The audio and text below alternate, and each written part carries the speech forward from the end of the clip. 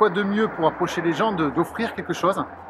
Donc c'est comme ça qu'est venue l'idée, pourquoi si on ne plantait pas des arbres fruitiers dans les vignes, d'autant plus que voilà, depuis 2 ans on entend beaucoup parler d'agroforesterie, donc c'est-à-dire que la réimplantation des arbres de diversité de cultures, enfin le mélange des cultures, la réimplantation de haies.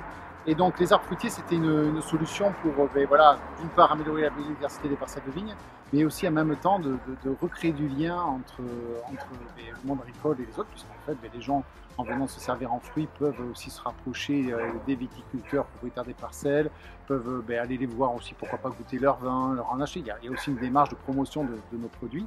Et voilà comment est née l'opération Montbazillac à fruits. Et donc, il a été retenu par le budget participatif.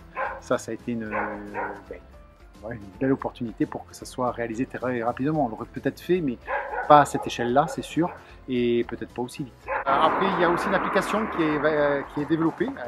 Elle est développée, elle n'est pas encore lancée, mais elle est développée, qui va permettre en fait aux promeneurs, aux gens qui viendront accueillir les fruits, de retrouver les arbres fruitiers, parce que c'est pas toujours évident de dire, mince, où sont les arbres fruitiers, savoir où sont telle et telle espèce, savoir quand est-ce qu'ils peuvent venir ramasser les fruits. Donc une petite application aussi pour garder le contact entre Montbazillac en fruits, cette opération et le grand public. Donc ça permet voilà, d'avoir un sujet de discussion, un sujet de rapprochement, donc avec ses voisins, mais aussi avec tous les gens qui vont venir se balader, emprunter les chemins ruraux, les gens qui se questionnent tout simplement sur le métier de viticulteur et sur le vin de Montbazillac, parce que bon, c'est une appellation de l'appellation Montbazillac. Donc pourront venir, ils auront les panneaux sur place, ils auront l'application, ils pourront venir à la rencontre des vignerons. Voilà, l'idée c'est vraiment créer de la synergie entre les gens. Tout simplement, notre projet jardin, c'était vraiment pour, d'abord pour souder les enfants ensemble, faire vraiment quelque chose de fédérateur au niveau de l'école et ça tombe bien aussi au niveau de la commune. Et puis travailler toutes nos compétences avec un apport de l'extérieur, l'éco-citoyenneté qui est maître mot dans notre école. Voilà. Les enfants, c'est essentiel. Pourquoi? Vous savez déjà qu'un arbre, ça met du temps à pousser. Là, nous sommes en train de planter des sions, donc ils vont mettre 3-4 ans avant de commencer leur premiers fruits.